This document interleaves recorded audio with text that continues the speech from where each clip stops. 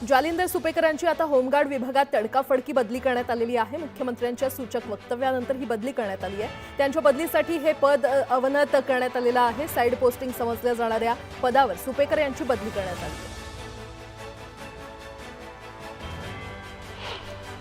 निलेश चव्हाण पळून जातानाचं CCTV news 18 लोकमतच्या हाती लागलंय। दिल्लीवरून गोरखपूरला जातानाचा व्हिडिओ समोर आलाय। निलेश चव्हाण हा 23 मे रोजी पुण्यातून फरार झाल्याची माहिती आहे। तो देश सोडण्याच्या तयारीत होता अशी माहिती समोर आली आहे। वैष्णवी हगवणे प्रकरणात निलेश चव्हाणला नेपाळमधून अटक करण्यात आलेली आहे। वैष्णवीच्या बाळाची हेळसांड केल्याप्रकरणी निलेश चव्हाण याच्यावर गुन्हा दाखल आहे। वैष्णवीच्या नातेवाईकांना देखील निलेशला धमकावलं होतं।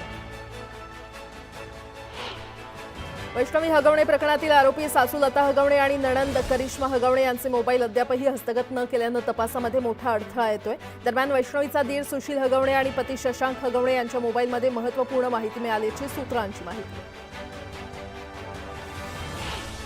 जालिंदर सुपेकर यांनीच हगवणे परिवाराला शस्त्र परवाना मिळवून दिला। तसंच हगवणे कुटुंबीय सत्ताधारी पक्षाचे पदाधिकारी आहेत। त्यामुळे वैष्णवी प्रकरणाची केस सीआयडीकडे वर्ग करून वैष्णवीला न्याय मिळवून द्यावा अशी मागणी रोहिणी खडसे यांनी केली। आरोपीला शिक्षा आणि पीडितेला न्याय ही भूमिका असते। वैष्णवीला न्याय देण्यावर आमचा भर आहे। ज्यांनी आरोपींना मदत केली त्यांच्यावर कडक कारवाई झाली आहे। निलेश चव्हाणला देखील कडक शासन केलं जाईल असं महिला आयोगाच्या अध्यक्षा रुपाली चाकणकर यांनी स्पष्ट केलं। निलेश चव्हाण यानं स्वतःच्या पत्नीचाही छळ केला, त्याबाबतही त्याला शिक्षा व्हायला हवी अशी मागणी अंजली दमानिया यांनी केली आहे। संपूर्ण हगवणे कुटुंब त्यांच्या संपर्कात होतं आणि त्यामुळे निलेश चव्हाण याला अटक झाल्यामुळे बऱ्याच गोष्टी उघड होतील असंही त्या म्हटलं। निलेश चव्हाण नरकात जरी गेला असता तरी त्याला बेड्या ठोकल्याच असत्या अशी प्रतिक्रिया रुपाली पाटील ठोंबरे यांनी दिली आहे। त्यांनी पिंपरी चिंचवड पोलिसांचे आभार मानले। पुणे मेट्रोचे दोन्ही मार्ग पूर्ण क्षमतेनं सुरू असताना वनाज ते चांदणी चौक आणि रामवाडी ते वाघोली या मेट्रो मार्गाचं विस्तारीकरण प्रस्तावित आहे। यासाठी महामेट्रोनं विकास आराखडा तयार केला असून याला राज्य सरकारची देखील मंजुरी मिळाली आहे। यंदा मुंबईमध्ये मोसमी पाऊस लवकरच दाखल झाला असला तरी मुंबईकरांना उकाडा सहन करावा लागतोय। मुंबईकर शुक्रवारी देखील घामाच्या धारांनी हैराण झाले होते। दरम्यान गेल्या 2 दिवसांपासून पावसानं विश्रांती घेतली आणि त्यामुळे अधूनमधून जाणवणारा गारवा देखील अनुभवता येतोय। कांदिवलीमध्ये सोमवार आणि मंगळवारी पाणीपुरवठा बंद राहणार आहे। जलवाहिनी जोडणी आणि झडप बसवण्याचं काम महापालिकेकडून हाती घेण्यात येणार आहे। गेल्या 2 दिवसांपासून मोसमी वारे एकाच जागेवर रेंगाळलेले आहेत। पुढील काही दिवस संपूर्ण राज्यात पावसाचा जोर कमी राहणार आहे, तर काही भागात हलक्या ते मध्यम सरी बरसतील। मात्र मुसळधार पावसाची शक्यता नसल्याचं हवामान खात्यानं स्पष्ट केलंय। 11वी प्रवेश संकेतस्थळाला लागलेले तांत्रिक अडचणीचं ग्रहण 5व्या दिवशी काही अंशी कमी झालंय। अनेक समस्यांनी 4 दिवस त्रस्त असलेल्या विद्यार्थ्यांना शुक्रवारी काहीसा दिलासा मिळाला आणि त्यामुळे विभागीय शिक्षण उपसंचालक कार्यालयामधील मदत कक्षामध्ये देखील गर्दी ओसरल्याचं दिसून आलं। ITI ऑनलाईन प्रवेशाला विद्यार्थ्यांचा चांगला प्रतिसाद मिळत असून गेल्या 15 दिवसांमध्ये सुमारे 99,494 विद्यार्थ्यांनी अर्ज केले। यापैकी 87,312 विद्यार्थ्यांनी शुल्क भरून आपले अर्ज निश्चित केले, तर 35,128 विद्यार्थ्यांनी पसंतीक्रम भरलेले आहेत।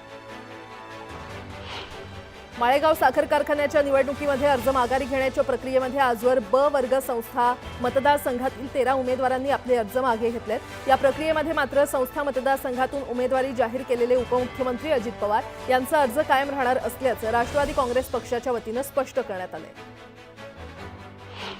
इंडिगो एअरलाइन्सच्या देशभरातील सुमारे 26,000 कर्मचाऱ्यांना वर्षातून 2 वेळा वेतनवाढ देण्याचा निर्णय कंपनीनं घेतलाय। कंपनीच्या व्यवस्थापन समितीच्या वरिष्ठ अधिकाऱ्यांशी झालेल्या बैठकीत हा निर्णय घेण्यात आल्याचं भाजपचे कार्यकारी अध्यक्ष रवींद्र चव्हाण यांनी सांगितलंय। मुंबई महापालिका प्रशासनानं नागरिकांना सुधारित मालमत्ता कराची देयकं पाठवली असून सरासरी 15.89% वाढ करण्यात आली आहे। याविरोधात विरोधक आणि नागरिकांमध्ये तीव्र प्रतिक्रिया उमटल्यात। मात्र ही वाढ कायद्यातील तरतुदींचा आधार घेऊन करण्यात आल्याचा दावा महापालिकेकडून करण्यात आलाय। पुणे महापालिकेत प्रतिनियुक्तीवर असलेल्या किंवा आलेल्या उपजिल्हाधिकारी दर्जाच्या अधिकारी प्रतिभा पाटील, आशा राऊत यांची नगर परिषद प्रशासन संचालनालयानं मुंबईमध्ये बदली केली। पाटील यांच्याकडे सामान्य प्रशासन, दक्षता आणि मालमत्ता व्यवस्थापन या विभागाची जबाबदारी होती, तर आशा राऊत यांच्याकडे शिक्षण विभाग परिमंडळ 3च्या उपायुक्त पदाची जबाबदारी होती। पुण्यश्लोक अहिल्यादेवी होळकर सोलापूर विद्यापीठाच्या नवीन जागेत प्रशासकीय इमारत परीक्षा भवन हे बांधलं जातंय। या इमारतीसमोर शिवलिंग हाती घेतलेल्या राजमाता अहिल्यादेवीचं 21 फुटी स्मारक उभारण्यात आलंय। या स्मारकासाठी राज्य सरकारनं 14 कोटींचा निधी दिला असून ऑगस्टमध्ये या स्मारकाचं लोकार्पण होणार आहे। राज्य सरकारच्या सूचनेनुसार 31 मे पूर्वी सिंहगडावरील अतिक्रमण हटवण्याची कारवाई गुरुवारपासून सुरू होती। शुक्रवारी देखील दिवसभर कारवाई सुरूच होती। कारवाई पूर्ण झालेली नसल्यामुळे आणखी 3 दिवस म्हणजे 1 जून पर्यंत गड पर्यटकांसाठी बंद राहणार आहे। पुणे शहरात सगळीकडे बेकायदा होर्डिंगचे पेव फुटलेले असतानाही अवघे 20 बेकायदा होर्डिंग असल्याचा अजब दावा महापालिकेनं केला होता। हा प्रकार उघडकीस आणल्यानंतर अवघ्या 2 दिवसातच महापालिकेनं 11 बेकायदा होर्डिंग जमीनदोस्त केले। उपनगरी रेल्वे मार्गावरील रुळांच्या दुरुस्तीसाठी रविवारी मध्य रेल्वे मार्गावर मेगा ब्लॉक घेण्यात येणार आहे। मध्य रेल्वेचा सीएसएमटी ते विद्याविहार अप आणि डाऊन धीम्या मार्गावर आणि हार्बर मार्गावरील सीएसएमटी चुनाभट्टी वांद्रे अप आणि डाऊन मार्गावर मेगा ब्लॉक घेण्यात येणार आहे। 2 जूनच्या पहाटे 1 वाजेपर्यंत म्हणजेच सलग 36 तास 5व्या मार्गावर आणि यार्ड मार्गावर जम्बो ब्लॉक घेण्यात येणार आहे। पश्चिम रेल्वेच्या कांदिवली यार्डमधील एलिव्हेटेड बुकिंग ऑफिस हटवण्याचं काम सुरू आहे। या कामासाठी आज दुपारी 2 वाजल्यापासून ते 2 जूनच्या पहाटे 1 वाजेपर्यंत 36 तास 5व्या मार्गावर आणि यार्ड मार्गावर जम्बो ब्लॉक घेण्यात येणार आहे। या कालावधीमध्ये उपनगरीय मेल आणि एक्सप्रेस गाड्या जलद मार्गावर वळवण्यात येणार आहेत। मे महिन्यामध्ये झालेल्या पूर्व मोसमी पाऊस, गारपीट आणि वादळी वाऱ्यामुळे महाराष्ट्राला झोडपून काढले। राज्यातील 49,228 हेक्टरवरील उन्हाळी पिकं, भाजीपाला आणि फळांचं नुकसान झालंय। पावसानं पिण्याच्या पाण्याची चिंता मिटवली असली तरी उन्हाळी पिकांचं मोठं नुकसान झालंय। इयत्ता 10वी-12वीच्या परीक्षेत विशेष प्रावीण्यासह यश संपादन करणाऱ्या अनुसूचित जमाती प्रवर्गातील विद्यार्थ्यांना प्रोत्साहन देण्यासाठी आदिवासी विकास विभागाकडून राघोजी भांगरे गुण गौरव योजना राबवण्यात येते। त्याअंतर्गत 10वी-12वीच्या यशवंतांचा प्रकल्प कार्यालय, अप्पर आयुक्त आणि राज्यस्तरावर सन्मान केला जाणार आहे। अनुसूचित जमातीच्या संबंधित विद्यार्थ्यांना 5,000 ते 30,000 रुपयांपर्यंत रोख बक्षीस देण्यात येणार आहे।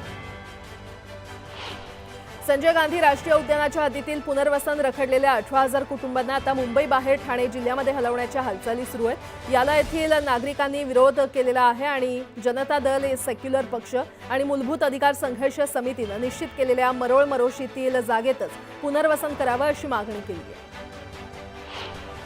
बाजारामध्ये कांद्याची 3.25 लाख क्विंटलची आवक झाली। नाशिक जिल्ह्यामध्ये उन्हाळ कांद्याची सर्वाधिक म्हणजेच 1,65,000ची आवक झाली। सोलापुरात लाल कांद्याला सरासरी 1100 रुपये तर लासलगाव बाजारात उन्हाळ कांद्याला 1400 रुपयांचा दर मिळाला। पनवेलच्या पेठाली गावातील सोनम केणी या विवाहितेचं घर बांधकामासाठी 20 लाख रुपये आणि मुलगा हवा म्हणून सासरी अतोनात छळ करण्यात आला। सासरच्या छळाला कंटाळून अखेर सोनमनं आपल्याच वाढदिवसाच्या दिवशी पोटच्या मुलीची हत्या करून स्वतः देखील गळफास घेऊन आत्महत्या केली।